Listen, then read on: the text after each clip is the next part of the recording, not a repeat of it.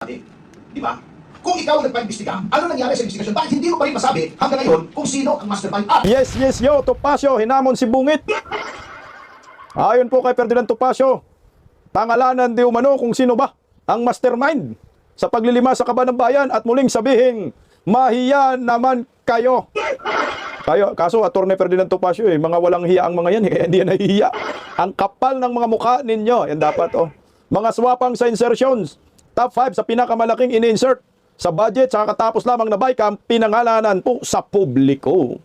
Pangalanan na po natin yan, Atty. Ferdinand Topacio, para malaman po ng buong mundo kung saan mayroong mga Pilipino ang mga buhaya under Marcos admin. Magandang gabi po sa ating lahat. Palike po muna, pa-share, pa-subscribe, at pakipindot po ang inyong notification bell upang lagi po tayong updated sa ating mga video. Suportahan po ninyo ang Birada Aguila, alas 2 hanggang alas 4 ng hapon. Live po yan sa Birada Aguila YouTube channel. Alam nyo, pag ang pinag-uusapan po, budget, alam na po natin na talagang kaliwat ka ng insertion yan eh. Kaliwat ka ng nakawan yan.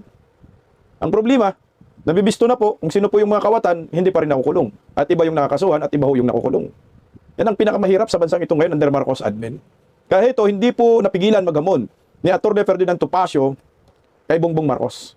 At pinangalanan po niya rito ang lima di umanong pinakamalaking insertion sa balat ng lupa. Kawat to the max. O ito. Bago ang hamon, pakinggan po muna natin yung lima agad.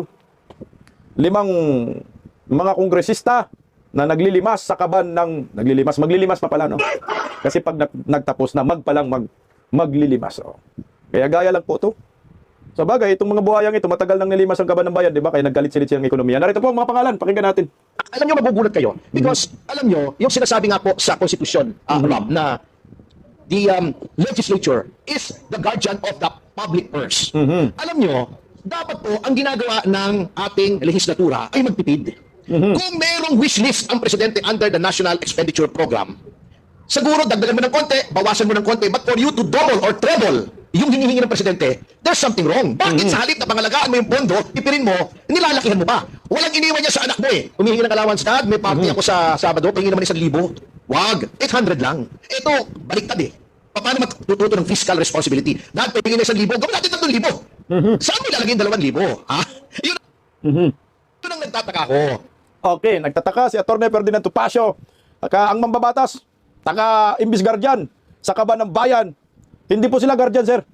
Talagang sila, Dracula. Sila po yung bantay sa lakay na tinatawag. Sila po yung mga magnanakaw na mga tagapagbantay, anak ng kamuti. No? Kaya nga sabi ni Senator Joel Villanueva, ang tagapagbantay ng blood bank ay si Dracula. Bakit po ay pinabantay po natin ang ating blood bank sa isang Dracula? Isaldi ko noon. Ngayon si Swansing naman. Buji D, anak ng kamuti. Tradisyon na talaga to sa Kongreso. Kung sino po yung mga nakaupo, nakaposisyon, Speaker of the House at General Appropriation Chairman, sila rin po yung pangunahing pinakamalaking insertion. Bakit daw dinudubli? No? Tripli pa nga. Natural, Atty. Ferdinand Topacio, kailangan po kasi nila ng pundo. Kailangan po nila na panggasto sa eleksyon, lalo na next year, barangay eleksyon. Kagaya po yung AX, putang ina, nakakalula. No, from 27 yung request, nagiging 69. Sa National Expenditure Program, 27 billion na. Pagdating sa BICAM, nagiging 69 billion pesos. Ganong kalaki, almost 70 billion. Ganon kalaki yung in-increase eh. Kanya-kanyang diskarte kung paano makakulimbat sa kaban ng bayan. Yun ang nakakalungkot. Imbis kanya-kanya po silang diskarte kung paano makatipid, paano makatulong sa bayan, anong programa ang pwede nilang punduhan, hindi. Ang kanilang iniisip kung paano makalima sa kaban ng bayan, maka-insert, kung saan silang departamento makapagnakaw ng pera. Ganun ho ngayon eh. Under Marcos din eh. Niluluko tayo, dinidribble lang ang mga Pilipino. Tayo naman mga Pilipino, hindi tayo pumapalag. Tayo naman mga Pilipino, okay lang, hanggat sa masaid tayo, anak ng kagwang. Tuloy, Atty. Ferdinand Topacio. Ito ha. Ito na naman eh, walang pagbabago mga kasama. Correct. Tignan ninyo ha. Kaya sinasabi ko yung speaker, same, different dog, same collar. Ito, umpisa natin. Yung iba eh, halimbawa si Roman Antonio, siya hundreds of millions. Okay? Kunin na lang natin yung first 5 para hindi kayo maboard. Ang number 5, sa dami ng insertions, I see Nabota City Lone District Representative Toby Tiangco. Ang hiniling lamang sa net para sa NCR niya, yung kanyang distrito, ay 362 million. million. Ang in-insert niya ay 754,000. 754 million. Million. Million, 754 million. For a total of 1.116 billion pesos. Mas malaki pa yung insertion kesa sa nakalagay sa NEP. Ay, Toby Chanko! Tangina, nakakala mo matino si Chanko pero ito 700 million ang insertion, almost billion din yan So saan mo gagamitin yung taba na yan? Kasi yan yung taba na sinasabi natin, yun yung insertion. 700 million, puta, laking pera niya, no? Parang isang pundo na lang yan ni Vice President Inday Sara Duterte. O tatahimik tayo, yan ang sinasabi ko sa inyo. Itong si Toby Chanko, naglalaro lang ho ito. Naghuhugas kamay lang ho ito sa kabalbalan ni Martin Romualdez, kaya hindi niya sinakyan. Dahil dali rin dyan si Bongbong Marcos. Wala. Gusto kasing maging speaker, pero down siya malakas si Bujid kaya break away diretso. Pero nambunan siya sa insertion. Ay, 700 million? Putang ina, laki na ho yan. Toby Chanko. Pagdating naman sa Eastern Samar, Christopher Gonzales, 2.7 ang million, 2.7 billion ang hiningi sa NEP. Nag-insert siya ng almost 900 million for a total of 3.6 billion. Grabe, Ito na. almost 1 And then the billion. Swansing sisters, yung paborito, yung Saka muna yung Swansing, taga Samar ba yun? Puta, 1 billion na insertion. Lahat yan nalusot sa Bicam. Walang tumututol. Putang inumin talaga. Tuloy yung cash ni Congressman. Swansing. Magandang congresswoman sa House. Hindi, kapatid ito, iba pa yung si Micaela. Yung medyo improved version. Hindi kilala kasi. Putang ina, medyo improved version daw. Bakit yung maingay na Swansing? Putang ina, alanganin ba? Ngumingiwi, budlat man mata, putang ina. Duda ako rin katim up to ni Baki Sige, yung kapatid na Swansing. Hindi masyadong vampiric yung mukha. Kita nyo 2.3 Hindi masyadong vampiric yung muka. Kapatid ni Swansing, ito yung sa Sultan Kudarat, I think, no? ang hiningi sa NEP, in-insert niya is 1.5 for a total of 3.8. Almost 3.9 kung rounded off. Yung kapatid niya, chairman ngayon, no? Chairman Ako, ako, yeah. 1.7 ang in-insert sa 1.6 for a total of 3.4 Yan na si Swansing. Ano yung billion insertions? Yung magkapatid, ang total insertions ay 3.2 billion yung magkapatid. Putang ina, sana all. Siyempre, General Appropriation na Committee. Ubusin natin. 3.4 billion insertion magkapatid. Putang ina, saan nyo dalhin yung pera na yan? Mahiya naman kayo, mga hinayupak ninyong mga kwanggol kayo. Grabe, no? Kawawa ng Pilipinas, Tuloy, And yung ating speaker, na akala natin mag-improve from Mr. Romualdez, ay ang hiningi lang sa DPWH na sa NEP ay 1.1 billion. Ang in-insert na ay 2.6, halos triple. Si ano na yan, Total of Bujidi. 3.783 billion Si Bujidi, pesos. si Yan Bujidi. ba ang reform budget? Yan ba ang nahiyang mga tao? Hindi po sila nahiya. almost 2.7 na billion ang kay Bujidi, no? Na insertion. Ayan po yung mga hinayupak na yan, What are we going to do with this? Bago, si Vince Dizon, sapagkat alam naman natin, alter ego siya ng presidente, kunyari pa, binawasan niya, bago, nag-sorry, insufficient data daw, kinastify pa niya yung increase. Kaya daw ganyan lang maliit, kasi mali daw yung finid niya sa presidente, sa NEP. Can you imagine, for someone to admit that you should have been fired on the spot? Correct. Bakit mali yung binigay mo sa presidente? Na mislead siya in formulating the NEP, na kailangan pa dagdagan ng House. Can you imagine ang pinagluloko tayo? So, yan po sinasabi Sobra ko, pa. there seems to be no hope. Hanggang matapos po ang termino nitong Pangulong ito, ganyan po ng ganyan. Dahil nga, hindi po sila pwede magtanggal ng insertions kasi ipanunuhol po nila yan. Pagdating ng February 26 ba? O 6. Yung deadline. February 26. 26. Yung, Pagdating ng February 26, deadline of the 1 year. kakailanganin nila yung perang yan. Sapagkat katulad nga na sinabi ni Chairman Cardema, depende ang budget mo doon sa agreement or disagreement mo doon sa pinagagawa nila sa'yo. Ayaw mo pumirma, wala kang budget, pipirma ka, sagana ka sa budget. So yun po ang malaking problema kung bakit never na ma-reform ang ating budget. So, ibig sabihin, mas malala, no? Mas malala yung insertion ngayon kumpara nakaraang pagtalakay ng budget ngayong 2025. Mas malala yung para sa 2026 kasi nga, preparation man yan for impeachment laban kay Vice President Inday Sara. So, billion-billion talaga ang kailangan nila. Kaya nga yung 45 billion sa sa DPWH sana, na tinanggal po yun, di ba? Tama yun sa 150 million bawat isang kongresista sa 300 na kongresista. So ngayon nabawasan, nagiging 25 billion na lang, inaltas yung 20 billion. So yung ibinalik 25 billion. Pero dinivert na punta sa PhilHealth, anak ng kagwang, ginagawa nga tayo Parang ginisa tayo sarili nating mantika, sila nagnakaw sa kaban ng bayan sa PhilHealth. Ngayon naman yung pambayad sa PhilHealth, tira din po ng bayan yan, anak ng kamuti. Grabing panuloko, no? So ito yun ang pinakabuod ng lahat ng mga insertion. Na paimbestiga pa si Bubuim, pero ito, naulit muli ang pagnanakaw sa kaban ng bayan. Magnakaw na naman yan, uubusin naman talaga nila lahat ang pera ng bayan Yung binanggit ni Atty. Ferdinand Topacio, numero 1 si Bujidi sa pinakamalaking insertion. Pero kung tutuusin yung magkapatid na Swansing, mas malaki talaga, 3.5. 3.4 billion insertion. Nasundan lang ng taga-Samar. At yung Roman ba yun? Yun ang sinasabi niya. Grabe, no? Magkaiba ng muka, pareho ng posisyon, pareho ng ginagawa, pag nanakaw sa kaban ng bayan. Yan ang lahat ng purpose nila.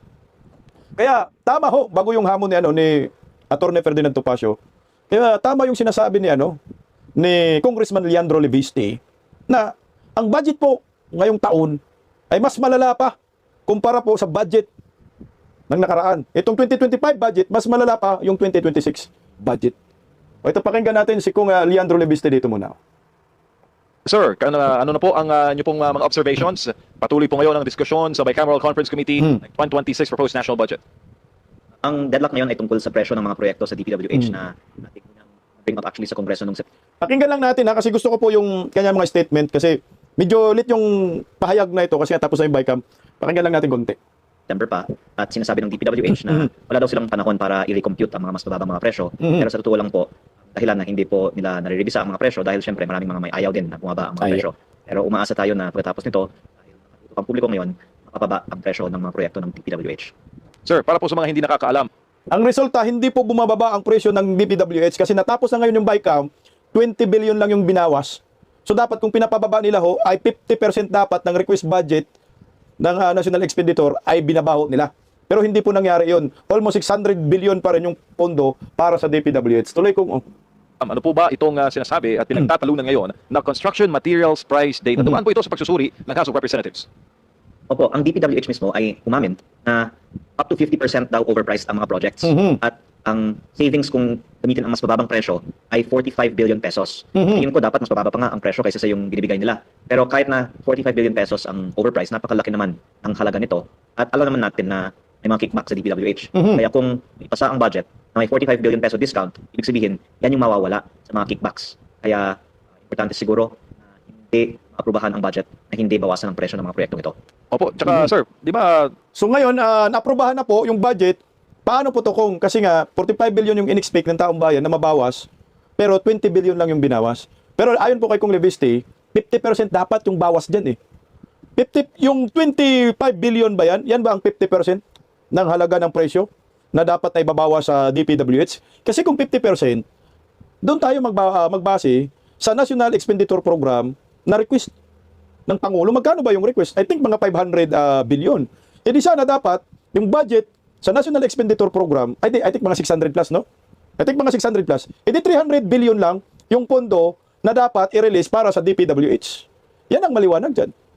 Ngayon, ano nangyayari? 20 billion lang po yung nakaltas. So wala pang 50%. So maliwanag, niloloko lang ang taong bayan dito. Tuloy mo na kung na-approve na ito ng DPWH, biglang kabig, dun yung red flag sa taong bayan eh. Tingin mo sir? Tama, ang paliwanag daw nila ay kailangan nilang aralin ng mas mabuti kasi iba-iba daw ang presyo ng asfalto sa iba-ibang mga probinsya. Tama naman na 60 billion dapat ang total savings sa buong bansa, pero baka masyadong malaki ang binawasan sa ilang mga probinsya, masyadong maliit naman ang binawasan sa ibang mga probinsya. Alam naman po natin na hindi yan totoo dahil ang sabi ay 40% lang daw ng proyekto ay ang tunay na cost ng mga kontrata at 60% ay napupunta sa kita. Kaya kahit na over ang discount sa proyekto, may malaki pa namang margin. Pero mainit po ang talakayan ngayon kung ilulusot ang mas mababang presyo sa DPWH o hindi. Sir, we've identified the problem, no? asfalto na kasi ngayon ang uso, hindi na flood control, anak ng kagwang. Napasa na nga ho yung budget, putang ina, no? Ginagago, 60%. Yung inaasahan pala dapat na makaltas. Kasi 60-40, 40 na lang matira sa proyekto, 60% pangungurakot. So dapat, siguro mga 200 na lang, no? 200 billion na lang, mantakin mo yan, ha?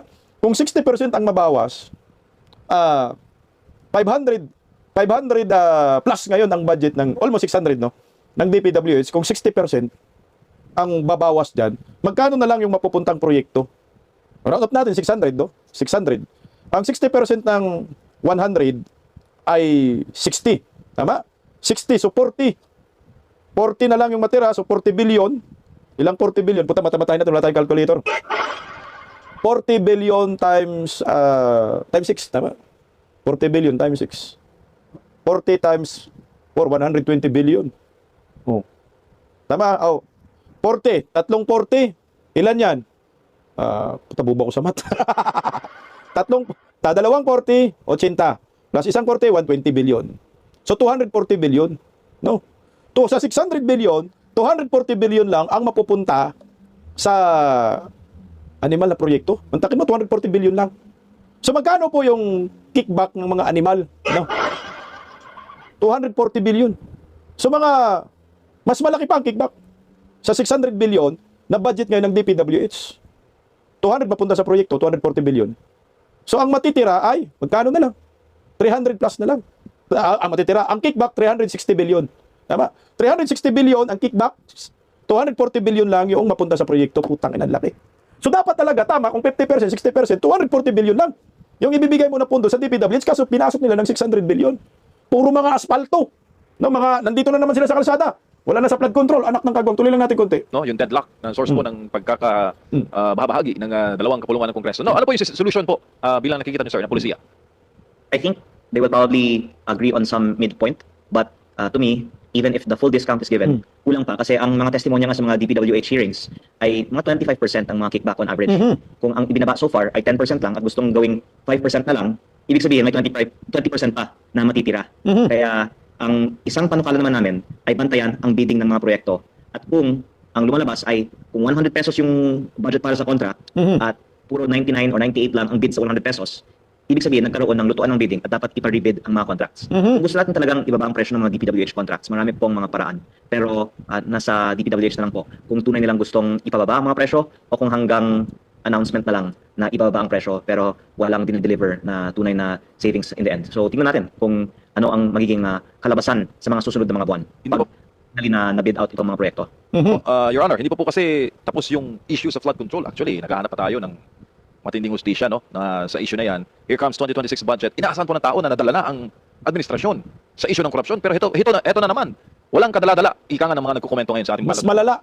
Well, ang nangyari po nung Oktubre, sinabi nila na ibaba ang presyo. Tapos ngayong Desyembre, sinasabi nila na hindi kayang ibaba ganyang kalaki muna.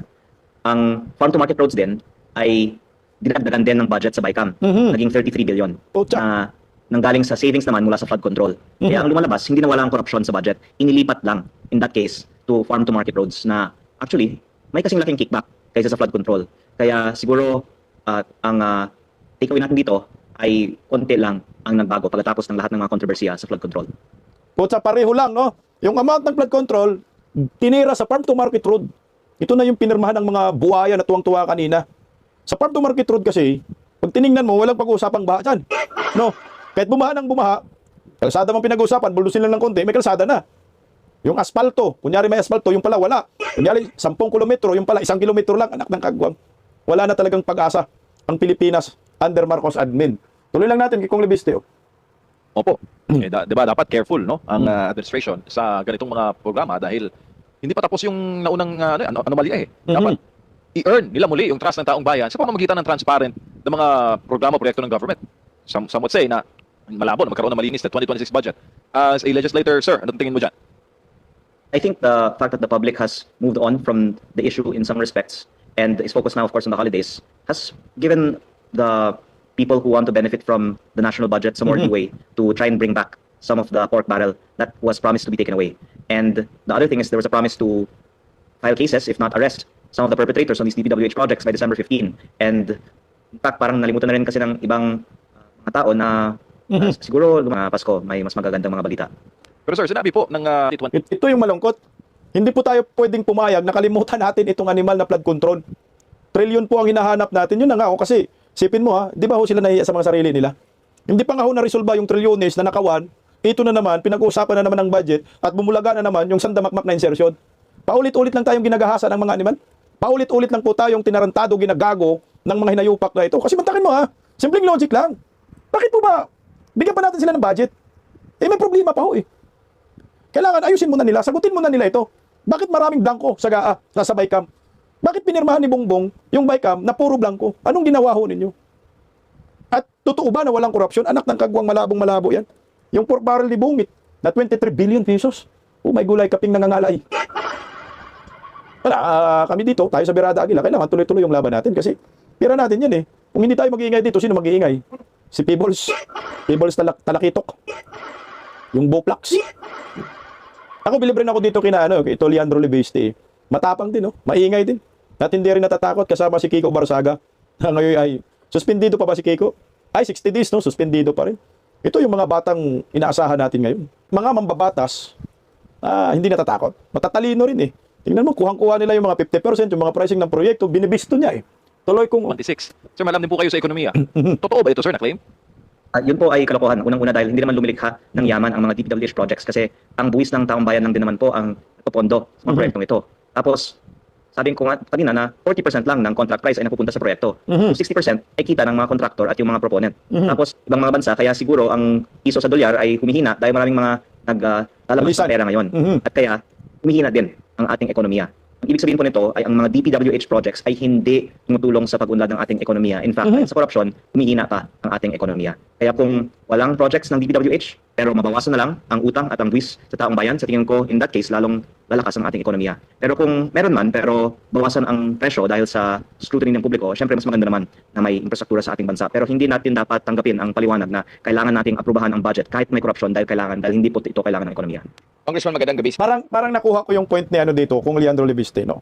Ang point niya, paano makapikto sa ekonomiya pag hindi aprobahan ng budget itong DPWH? Makatulong pa nga kung walang proyekto ang DPWH. Bakit to? Kasi pag binigyan mo ng pondo ang DPWH, bilyones na pondo, ang nangyayari, kinukurakot. So paano nakakatulong sa ekonomiya yun? Hindi. Nalulugi pa ang ekonomiya. Kasi nag-invest ka, nagkalat ka ng pira, namigay ka ng pira, walang balik, walang return on investment. Yung inaasahan mong proyekto, na what for example, flood control, hindi nagawa. Pero yung pira, galing sa taxpayer, inuutang pa yung iba na ibigay na sa DPWH. So nagtapon tayo ng pira. Eh kung hindi mo bigyan ng proyekto yan, walang pondo, hindi wala tayong utangin. At walang kukurakutin itong mga animal na ito.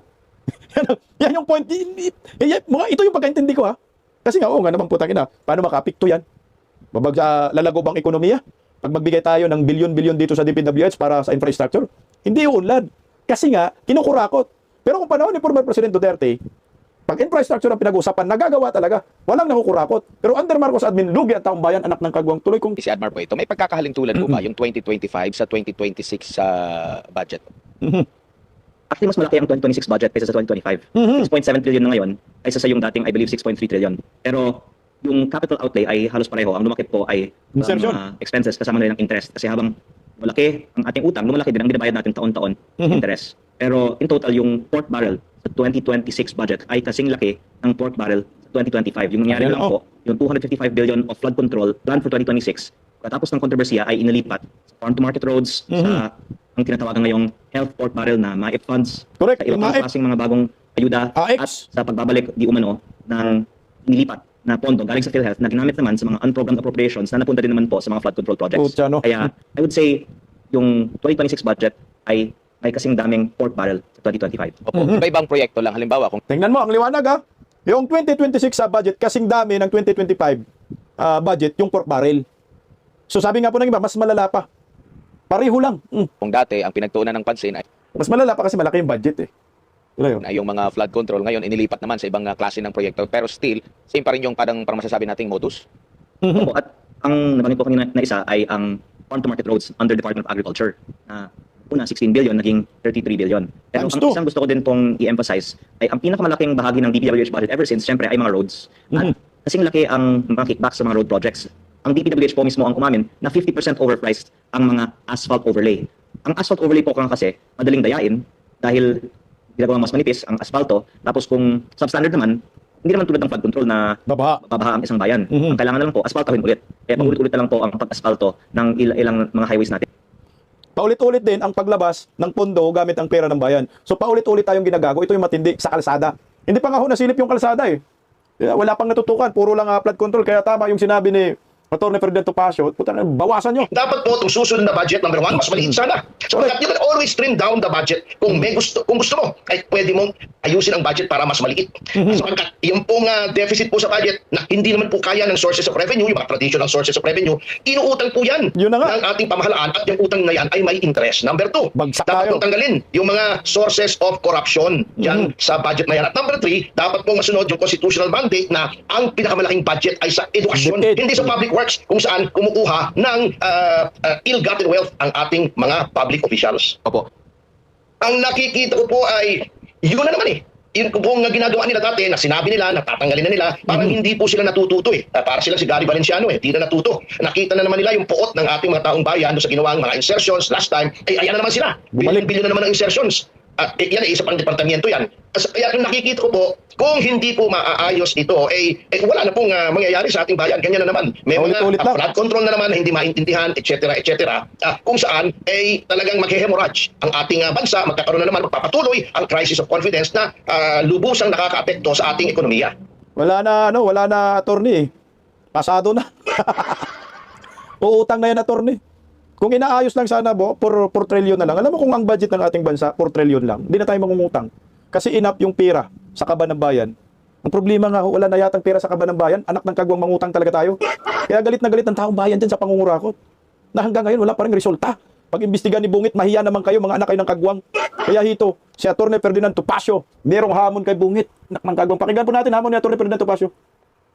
Ba't hindi mo masabi? Hanggang ngayon, September pa yung ICI mo, hindi mo pa rin masabi. Di ba? Kung ikaw ang nagpa-imbestiga, ano nangyari sa investigasyon? Bakit hindi mo pa rin masabi hanggang ngayon kung sino ang mastermind? At sa nakikita mo na yung National Expenditure Program mo ay nilakihan na naman. Just like before, nung sinabi mong mahiya naman kayo, bakit ayaw mong sabihin sa present na House, mahiya ulit kayo? I mean, what gives? Salita lang ba, Mr. President? Are you not going to tell the Filipino people kung sinong dapat mahiya? Sino ba dapat mahiya talaga dito? Kung hindi kayo, sinong dapat mahiya? Yung pinsan mo ba? Yung anak mo ba? Sinong dapat mahiya, Mr. President? Why are you so silent? Bakit puro lip service? So that is my challenge. Ang challenge ni Atty. Ferdinand Topacio ay pangalanan, yung mastermind. Paano pangalanan? Yung mastermind, yung nagpa-imbestiga. Kunyari nag-imbestiga, anak ng kamote, siya naman pala ang mastermind. Pangalanan mo ang mastermind. Mahiya naman kayong mga hinayupak kayo. Kailan mo na simple dyan. Kailangan pangalanan nyo. Paano pangalanan? Kaya ba niyang pangalanan si Romualdez Martin? Kaya ba niyang pangalanan si Sandro? Kaya ba niyang pangalanan si Lisa? Kaya ba niyang pangalanan yung kanyang bayaw? Kaya pa niyang pangalanan yung kanyang sarili? Kaya tama dito yung sinasabi ni Atty. Ferdinand Topacio, mahiya naman kayo uli. So hanggang kailan ang pagtitiis ng taong bayan na maliwanag pa ho, na puro lamang optics, sarswila, panluluko, pambubudol, yung kanilang mga ginawa. Tingnan mo, sabi 50% babawasan yung presyo. Nababawasan, hindi. Umiiyak sila pag binabawasan. Dahil wala po silang kita, wala po silang malaking kickbacks. Gusto talaga nila 60%. 50% ka dapat bawasan, at least may 10% pa kayo kasi 40% lang mapupunta sa proyekto. Pero corruption pa rin yan. Sinasagad ninyo, ginagawang 60%, hindi na nilagay sa flood control kasi baka bumaha na naman, kasi babaha naman talaga. Dito tayo sa Farm to Market Road, dahil espalto-espalto mo lang ng konti, kahit manipis lang, aba, may proyekto ka na. Kasi karamihan mga proyekto, puro asfalto lang eh. May mga kalsada na, hindi mo na mabubungkalin na. So nang gagawin, aspaltuhin. Pag nag-aspalto, picturean, matik pera na yan. Pag sabi ng audit, nasan? Ito picture. Puntahan nyo, nga, aspalto. Hindi naman yung ginagano ng Commission on Audit eh. Kaya maliwanag, ng budget, ngayong taon, ay puro panluloko lamang. Tama ka dito, Atty. Ferdinand Topacio. Mahiya naman kayo uli, pangalanan, mubungit ang mastermind.